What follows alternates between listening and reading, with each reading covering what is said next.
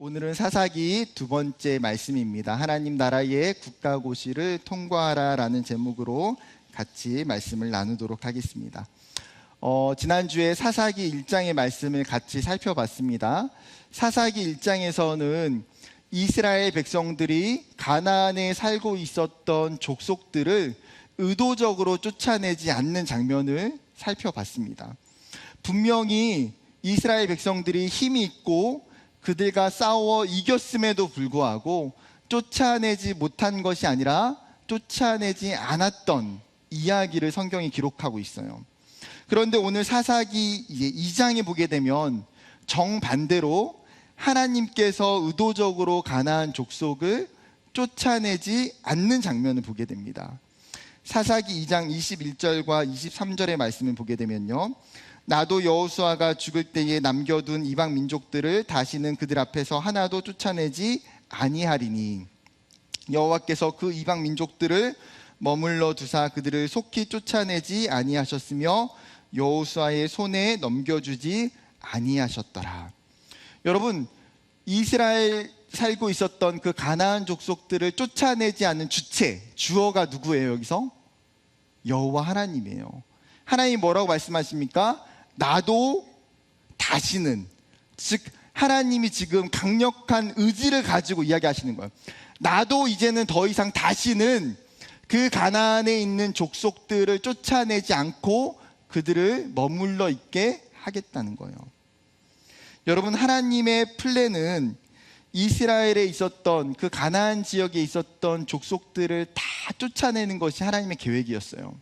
하나님이 약속하신 그 땅에서 하나님의 백성들을 옮겨 심으시면서 그 가나안 땅에 하나님의 나라가 세워지는 것이 하나님의 계획이고 하나님의 뜻이었죠.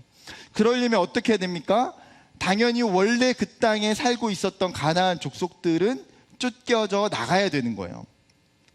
그런데 현재 상황은 어때요? 하나님께서 지금 플랜 A가 아니라 플랜 B를 실행하고 계신다는 거예요. 그것도 플랜 A와 정반대의 지금 상황을 하나님이 행하고 계세요. 가나안 족속을 쫓아내지 않겠다. 여러분, 우리가 이것을 어떻게 이해해야 될까요? 하나님의 단순한 변심입니까? 하나님이 과거에는 이스라엘을 사랑하셨다가 지금 현재에는 그 가나안에 있는 족속들이 불쌍하고 긍휼하는 마음이 생겨서 하나님이 그들을 보호하고자 하시는 겁니까? 여러분, 우리는 이스라엘을 향한 그 하나님의 마음이 단순한 변심이 아니라는 것을 알고 있어요. 왜요? 하나님은 한번 택하신 그의 백성들을 포기하지 않고 버리지 않는 분이시기 때문이에요. 아무리 하나님의 플랜이 A에서 B로 바뀌어졌다 할지라도 하나님이 이스라엘을 향한 그 구원의 계획은 여전히 유효해요. 그렇다면 우리는 중요한 질문을 던져봐야 됩니다. 하나님께서 가장 싫어하시는 그 이방 민족을 왜 가나안 땅에 남겨두시기로 결정하셨을까? 그 이유와 목적을 찾아야 된다는 거예요. 오늘 본문에서는 그 이유와 목적이 세 가지로 이야기하고 있습니다. 첫 번째는 뭐냐면요, 언약을 회복하기 위해서입니다. 사사기 2장 20절 말씀 같이 읽어볼까요? 시작.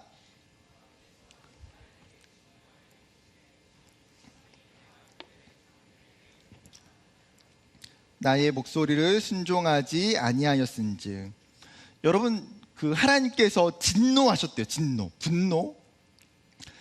사랑하는 대상을 향하여서 진노한다는 것은요, 보통 상황에선 일어나지 않는 일이에요. 여러분, 예를 들어 친한 친구에게 혹은 내가 정말 사랑하는 여자친구나 남자친구에게 갑자기 이유 없이 진노를 한다. 여러분, 이런 사람이 있습니까? 있으면 공동체가 정말 따뜻하게 기도를 많이 해줘야 돼요. 이게 정상은 아니에요. 그렇죠? 여러분, 사랑하는 대상에게 진노한다는 것은요, 굉장히 큰 잘못을 했을 때 나타나는 반응이에요. 즉, 하나님께서 지금 이스라엘 백성에게 엄청난 분노를 하고 계신다는 이유가 뭐예요? 언약을 어기고 하나님의 목소리에 순종하지 않았기 때문에. 여러분, 언약은 무엇입니까? 하나님께서 인간을 자기 백성으로 부르시고 관계를 맺으신 약속을 언약이라고 이야기해요. 수많은 나라들 중에서요, 여러분, 이스라엘이 특별한 이유가 뭐예요?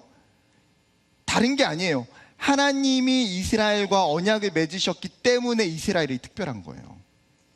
이스라엘이 출애굽한 지 3개월이 지날 때에 하나님께서 그들을 시내산으로 부르셨어요. 그리고 그 시내산에서 하나님이 모세를 통해서 언약을 맺으시고 십계명을 주세요. 출애굽기 19장과 24장에 나와 있는 말씀이에요. 우리는 그것을 보통 시내산 언약, 모세 언약이라고 부릅니다. 그 시내산 언약의 핵심이 뭐예요? 19장 5절과 6절 말씀이에요. 세계가 다 내게 속하였나니 너희가 내 말을 잘 듣고 내 언약을 지키면 너희는 모든 민족 중에서 내 소유가 되겠고 너희가 내게 대하여 제사장 나라가 되며 거룩한 백성이 되리라. 너는 이 말을 이스라엘 자손에게 전할지니라. 즉 무슨 말입니까? 하나님께서 이스라엘 백성들을 나의 가장 귀중한 보물, 소유로 삼으셨고 내가 너희를 나의 자녀로 입양하셨다는 거예요. 하나님의 자녀가 된 이스라엘은 어떻게 해야 됩니까? 오직 여호와 하나님만 섬기며 그분의 말씀과 율법에 순종하며 살아야 되는 거예요. 그런데 여호수아가 죽고 나서 어떤 일이 일어납니까? 사사기 2장에 보게 되면 이스라엘 백성들이 바알을 섬기기 시작하고 여호와를 버리며 그 가나안에 있는 신들을 섬겨서 예배했다고 이야기합니다. 모세에게 주셨던 그 십계명, 모세에게 주셨던 그 율법을 잊어버리고 언약의 관계를 파기시켜버린 거예요. 여러분, 언약은 반드시 언약을 맺은 당사자가 지켜야 될 책임과 의무가 있어요. 만약에 그 책임과 의무를 어기게 되면 어떻게 되겠습니까? 언약이 깨지죠. 여러분, 회사도 그렇잖아요. 회사와 회사가 어떤 계약을 맺어요. 그러나 한 회사가 그 계약을 어기면 어떻게 됩니까? 그 계약은 무효가 되는 거예요. 여러분, 하나님은 지금 이방 민족을 남게 하신 원인이 뭐냐면 이스라엘이 하나님의 언약을 파기했기 때문이에요. 그래서 하나님은 이방 민족을 쫓아내지 않고 멈추세요. 스탑. 이제는 그 이방 민족이 가나안 땅에 함께 살면서 이스라엘 백성들을 고난과 괴롭힘에 빠뜨리게 한다는 것입니다. 즉 이스라엘의 대적을 만든 당사자는 누구예요? 이스라엘 자신이에요. 마찬가지로 여러분, 우리가 하나님을 떠나서 우상을 섬기고 종교적인 영적 혼합주의에 빠지게 될 때에 어쩌면 하나님은 우리 앞에 있는 가나안에 있는 족속들을 쫓아내 주시지 않는다는 거예요. 시험과 유혹과 장애물들이 사라지지 않고 우리의 삶에 남아 있어서 그것들이 끊임없이 나를 괴롭게 하고 고통스럽게 해요. 그렇기 때문에 여러분, 내 삶을 뒤돌아보면서 내 삶에 남겨져 있는 그 가나안 족속들을 볼 때에 깨달아야 되는 것이 무엇입니까? 우리는 가장 먼저 하나님과의 그 언약의 관계를 점검해야 돼요. 내가 하나님의 백성답게 살고 있는지, 내가 하나님 앞에 순종하고 있는지, 내가 하나님의 자녀로, 하나님의 제사장 나라로, 하나님의 거룩한 백성으로 살고 있는지.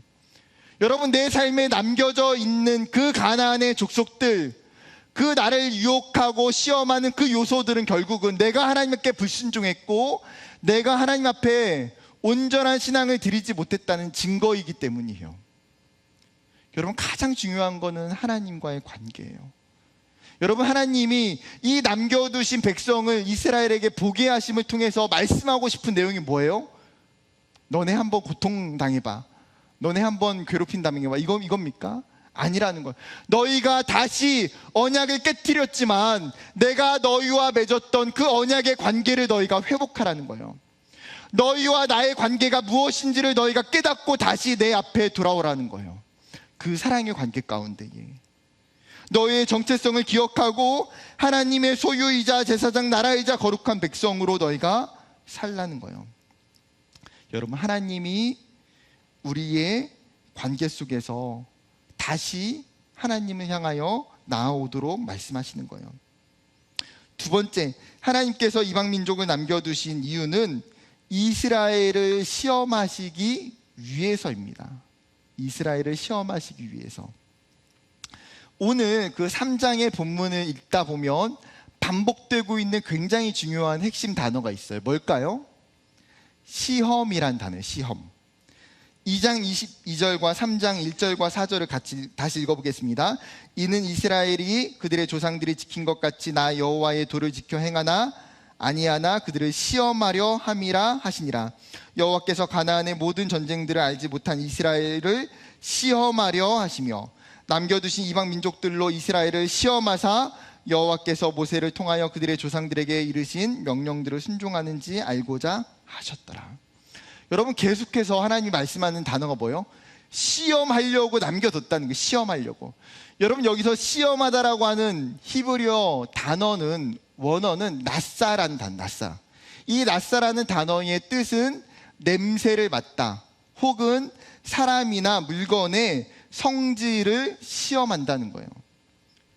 여러분, 어떤 내용물을 확인하려면 음식 같은 경우는 어떻게 해야 됩니까? 냄새를 통해서 이게 어떤 요리인지 어떤 음식인지 파악하죠. 사람이나 물건의 성능과 성질을 조사하는 것처럼 여러분, 시험이라는 것은요, 조사하고 검증하는 방법이에요.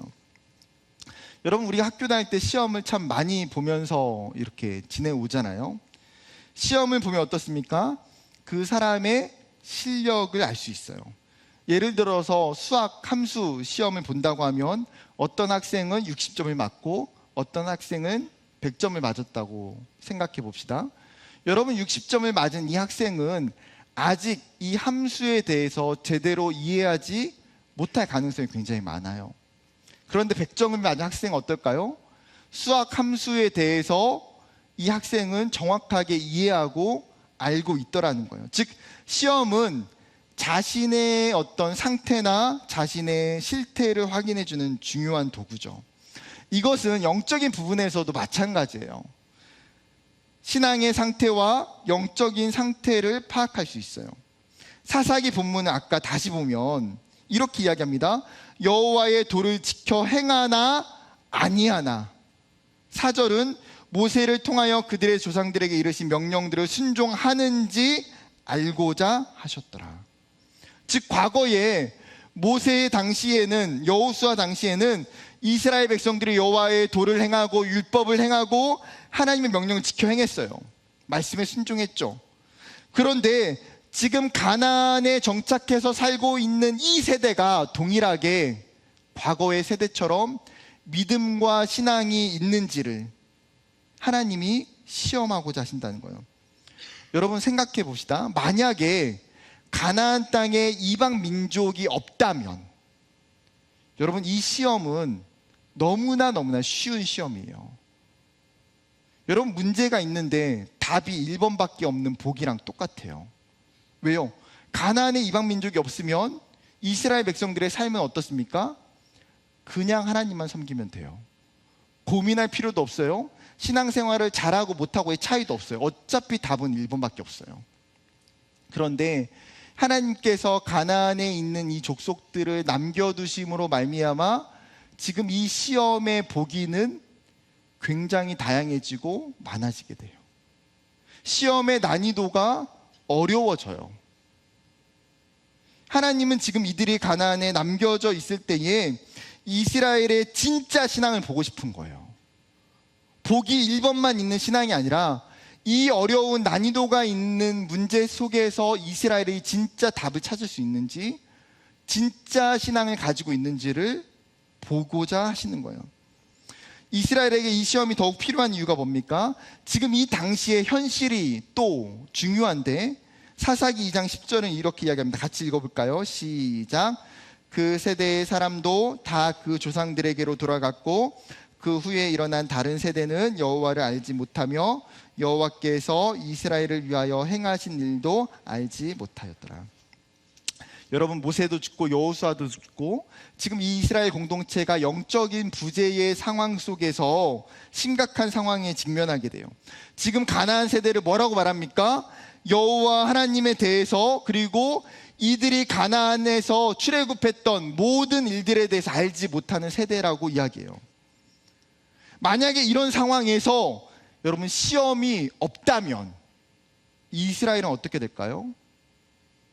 예를 들어서 여러분 어떤 대학에 내가 대학을 다니는데 그 학교에서 우리 학교는 더 이상 중간 기말고사 시험을 보지 않겠습니다라고 선언하는 거예요.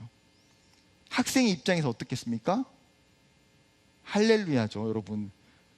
여러분 얼마 전에 그 청년 일부 다 기말고사 보셨죠? 기말고사 보는 게 좋습니까? 안 보는 게 좋습니까? 안 보는 게 좋죠. 그건 뭐 말할 필요가 없는, 보는 게 좋다 이런 분 있으면 이 교육자실로 오세요. 제가 기도해 드릴게요. 네. 당연히 안 보는 게 좋아요. 여러분 그런데 지금 시험을 안 볼 때와 여러분 시험을 볼 때에 우리가 정말 솔직하게 이야기를 해보자고요.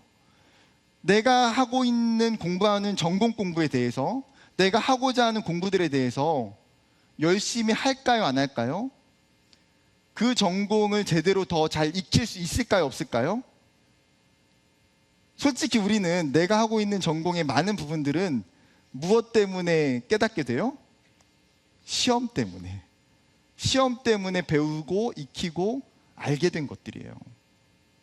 이스라엘에게 시험이 없다면 여러분 그들은 영적인 무지와 하나님과의 이 멀어져 있는 관계를 해결할 수 없어요. 더 심화될 거예요. 그들의 정체성은 잃어버릴 수밖에 없어요. 그렇다면 여러분 지금 이스라엘이 치러야 되는 시험은 뭡니까? 그러면 어떤 시험을 하나님이 지금 이스라엘에 주고자 하시는 거예요? 믿음이라는 과목이에요. 믿음이라는 과목. 가나안에 있는 족속들과 함께 살면서 그 가나안의 우상들과 문화에 흔들리지 않고 동화되지 않는 믿음이 있는지, 거짓 신들 가운데에서 여호와 하나님만이 참 하나님이라고 믿을 수 있는 그 믿음이 있는지. 여러분 이 시험의 의도는 정확해요. 믿음의 점수를 보고자 하는 거예요. 사랑하는 청년 여러분, 오늘 이스라엘이 받고 있는 이 시험은 하나님의 보편적이고 일반적인 시험이에요. 우리가 하나님 나라 안에 거하는 백성들이 보는 모든 시험이에요. 하나님 나라의 당연한 국가고시. 여러분 믿음이 있다고 해서 예외가 되지 않아요. 성경을 보면 창세기 22장 1절에 이렇게 이야기합니다. 그 일 후에 하나님이 아브라함을 시험하시려고 그를 부르시되 아브라함아 하시니 그가 이르되 내가 여기 있나이다. 여러분 하나님이 창세기 22장에서 아브라함에게 내신 시험지는 뭘까요? 그가 100세에 얻은 아들 이삭을 하나님께서 번제로 바치라고 이야기해요. 여러분 이삭은 어떤 존재입니까? 아브라함에게 있어서 어쩌면 자신의 생명보다도 더 귀하고 전부인 존재예요. 하나님이 주신 내 삶의 기적과 같은 존재. 그런데 하나님은 뭐라고 말씀하세요? 그 이삭을 내가 이야기하는 그 산에 데리고 와서 심지어 너가 직접 죽여서 번제로 그 번제단 위에 올려서 불태우라는 거예요. 여러분 하나님이 아브라함에게 이러한 명령을 하신 이유는 뭐예요? 1절에 아까 이야기했죠. 아브라함을 시험하시려고. 여러분 이미 아브라함은 믿음이 없는 사람이 아니에요. 이미 아브라함은 하나님으로부터 믿음이 있다고 이야기했고 그 믿음대로 순종하며 살았어요. 그럼에도 불구하고 하나님이 여전히 아브라함에게 또 다시 확인하고 또 다시 테스트하시는 거예요. 여전히 믿음이 있는지, 하나님이 주시는 그 축복이 있고 하나님이 주시는 평안이 있음에도 불구하고 여전히 아브라함의 믿음이 있는지. 여러분 성경의 욥이라는 인물은 어떤 사람입니까? 동방의 의인이라고 이야기해요. 그런데 그 욥에게 하루아침에 말할 수 없는 강력한 풍랑이 불어닥쳐요. 자신의 모든 자식들이 다 죽게 되고요, 자신의 모든 소유도 다 잃어버리게 되고 자신은 병에 걸리게 돼요. 여러분 욥이 무엇을 잘못해서입니까? 욥이 죄를 지어서인가요? 아니요. 욥이 이러한 고통을 당하는 건 뭐예요? 하나님이 지금 욥에게 시험하고 계시는 거예요. 테스트하고 계시는 거예요. 성경이 알려주는 게 뭐예요? 하나님은 수많은 성경에 있는 믿음의 사람들도 동일하게 하나님은 다양한 방법으로 그 한 사람 한 사람들을 믿음이 있는지 없는지 시험하신다는 거예요. 때로는 우리 안에 있는 가나안에 있는 족속들, 우리의 건강, 우리의 물질, 우리의 친구, 우리의 관계, 우리의 명예, 우리의 성공, 그 무엇이 되었든지 간에 여러분, 우리의 삶도 동일하게 하나님이 주시는 그 시험지를 받게 돼요. 그리고 그 시험은 사실 결코 쉽지 않더라는 거예요. 그때 우리가 먼저 기억해야 되는 것이 무엇입니까? 내가 받고 있는 이 시험의 문제의 출제자가 누구인지를 기억해야 되는 거예요. 그리고 이 시험의 목적이 무엇인지를 깨달으라고 성경이 이야기하는 거예요. 여러분, 우리에게 주는 그 믿음의 시험의 출제자가 누구입니까? 하나님이에요. 하나님. 하나님이 우리에게 그 시험을 주시는 이유는 우리를 고통스럽게 하고 우리를 괴롭게 하려는 이유가 아니죠. 하나님은 그 백성들 가운데에 믿음을 시험하시고 그 믿음의 시험을 통해서 우리를 연단시키고자 하시는 거예요. 그렇기 때문에 베드로 사도가 초대교회 성도들에게 뭐라고 이야기합니까? 고통받고 시험받고 있는 수많은 초대교회 성도들에게 베드로 사도는 하나님의 말씀을 전해요. 베드로전서 1장 6절과 7절입니다. 그러므로 너희가 이제 여러 가지 시험으로 말미암아 잠깐 근심하게 되지 않을 수 없으나 오히려 크게 기뻐하는도다. 너희 믿음의 확실함은 불로 연단하여도 없어질 금보다 더 귀하여 예수 그리스도께서 나타나실 때의 칭찬과 영광과 존귀를 얻게 할 것이니라. 여러분, 베드로 사도가 뭐라고 봐요? 너희의 삶에 시험이 없다고 이야기하지 않아요. 우리의 삶에 여러 가지 시험을 만나게 된다. 하나의 시험도 아니고 그 시험이 끝나면 시험이 마무리되는 것도 아니에요. 또다시 시험을 보고 또다시 시험을 봐요. 그런데 그 특징이 무엇입니까? 너희가 그 시험을 봄으로 말미암아 잠깐 근심할 수 있어요. 낙심할 수도 있고 때로는 절망할 수도 있어요. 그러나 잠깐의 근심보다도 뭐라고 이야기합니까? 더 큰 기쁨이 있다는 거예요. 더 큰 기쁨이 있다. 왜 그래요? 시험이라는 이 불과 같은 연단을 통해서 하나님께서 우리의 믿음을 더 순수하고 아름답게 변화시키고 성장시키기 때문이에요. 베드로 사도는 하나님께서 시험을 통해서 우리 안에 있는 그 불순물들을 태우시고 우리의 믿음의 순도를 더 높여주신다고 이야기하는 거예요. 사랑하는 청년 여러분, 우리의 삶에 시험이 있음을 당연하게 여겨야 돼요. 하나님, 나에게 왜 이런 시험을 주셨어요? 하나님, 나만 왜 이런 시험을 받아야 돼요? 라는 질문이 아니라, 여러분, 내가 하고 있는 그 시험은 다른 사람들도 또 똑같이 받고 있다라는 거예요. 여러분, 그렇다면 어떻게 해야 됩니까? 시험을 공부해야 돼요. 미리미리 정말 말씀 가운데에, 기도 가운데에 하나님이 나에게 주시는 그 믿음의 시험을 내가 볼 수 있도록 준비해야 돼요. 그 믿음의 시험지를 주실 때에 여러분, 우리가 그 시험지 안에 정말 하나님이 원하시는 그 믿음의 답을 적어 내려갈 수 있는 저와 여러분 되기를 주님의 이름으로 축복합니다. 마지막 세 번째, 하나님께서 이방 민족을 남겨주신 이유는 전쟁을 경험하게 하기 위해서라는 거예요. 3장 1절과 2절을 보게 되면 여호와께서 가나안의 모든 전쟁들을 알지 못한 이스라엘을 시험하려 하시며 이스라엘 자손의 세대 중에 아직 전쟁을 알지 못하는 자들에게 그것을 가르쳐 알게 하려 하사 남겨두신 이방의 민족들은, 여러분, 가나안에서 태어난 세대들은요, 가나안의 정복 전쟁을 경험하지 못했어요. 그런데 그 전쟁을 하지 않았을 뿐만 아니라 뭐라고 표현하고 있습니까? 모든 전쟁을 알지 못한다. 모든 전쟁을 알지 못한다. 무슨 말입니까? 지금 앞 세대가 싸웠던 그 가나안에 있는 전쟁에 전혀 관심이 없다는 거예요. 관심을 두지 않는다는 거죠. 여러분, 이것이 현실적으로 가능합니까? 제가 이 질문을 하다가 보니까 우리나라가 자연스럽게 떠올랐어요. 우리나라는 1950년 6월 25일 한국전쟁이 일어났습니다. 불과 70년밖에 되지 않는 일이에요. 우리의 앞세대, 훨씬 앞세대인 조부모님들은 실제로 그 한국 전쟁을 경험했던 분들일 거예요. 그리고 우리의 부모님 세대들은 그 한국 전쟁 이후에 있었던 그 폐허와 같은 상황 속에서 그 전쟁을 간접적으로 경험하시고 살았어요. 그러나 지금 세대, 그리고 우리 밑에 있는 세대들은 어떻습니까? 전쟁에 대한 이야기에 관심이 없고 전쟁이 이들에게는 잘 와닿지 않아요. 실제로 3대, 4대만 지나도 전쟁은 머나먼 이야기가 되어버려요. 여러분, 이스라엘도 마찬가지 아닐까요?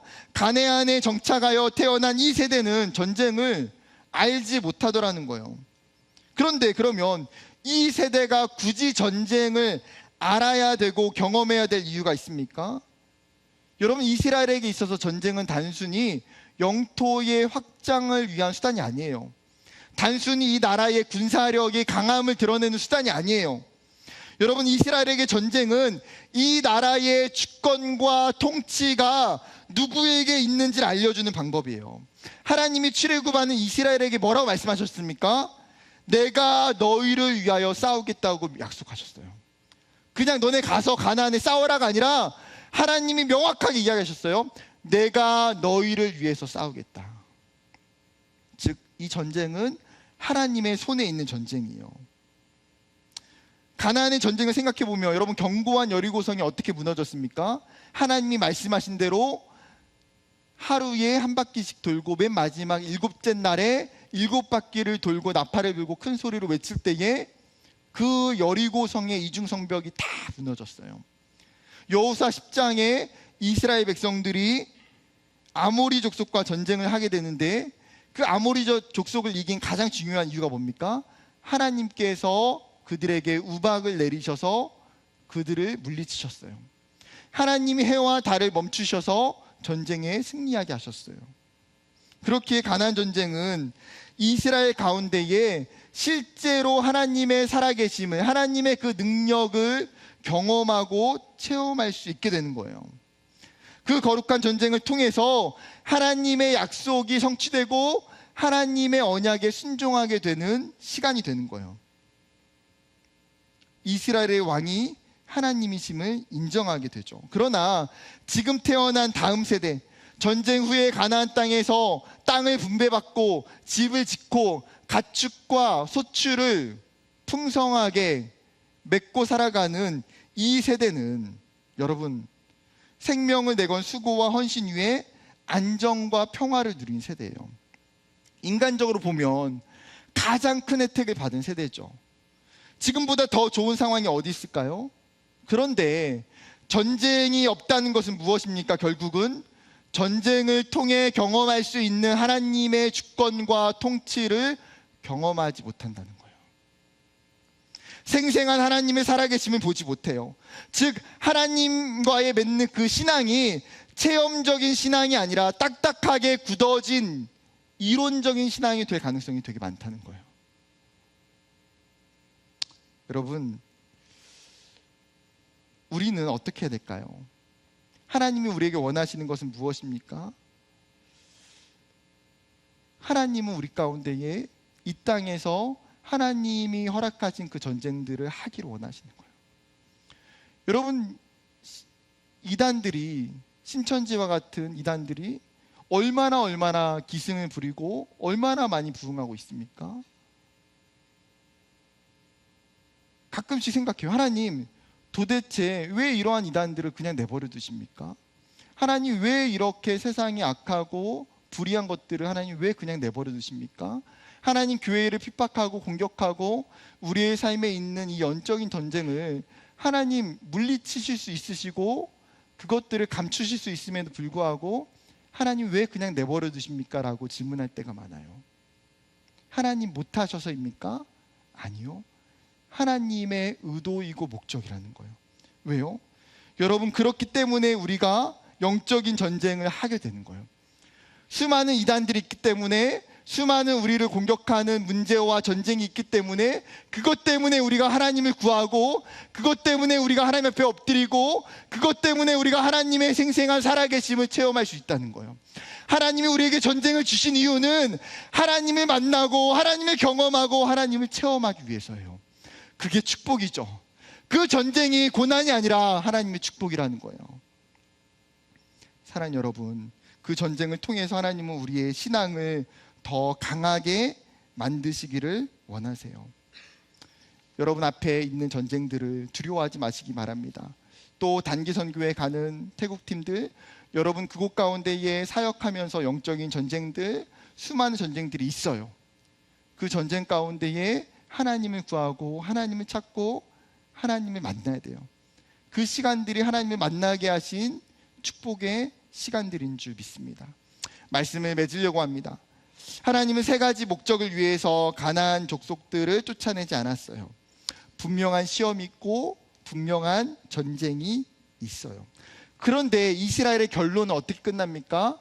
6절은 그 하나님의 시험에 실패하게 돼요. 여전히 이스라엘이 가나안에 있는 족속들을 섬기고 그들의 자녀들과 결혼하고 그들의 신을 섬겼다고 이야기해요.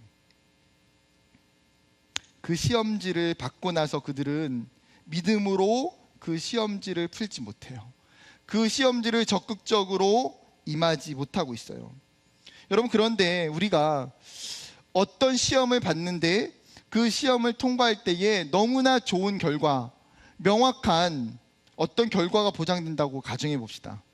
예를 들어 시험을 보면 승진이 되거나 연봉이 올라가거나 더 나은 회사로 이직하거나 직장에 취업하게 되거나 그런 상황이 된다면 여러분 앞에 있는 그 시험을 대충 볼 사람은 아마 아무도 없을 거예요.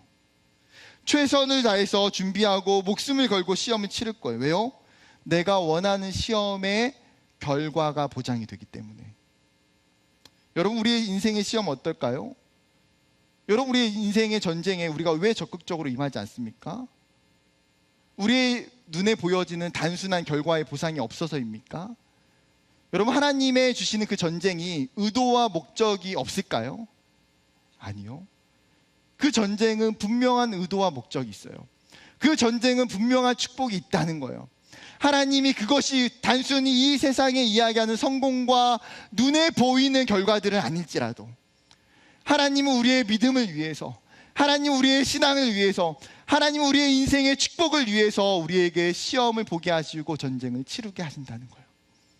사랑하는 청년 여러분, 여러분의 시험과 그 전쟁 앞에 믿음으로 정말 그 시험을, 그 전쟁을 최선을 다해서 그리고 잘 승리하는 저와 여러분이 되기를 주님의 이름으로 축복합니다.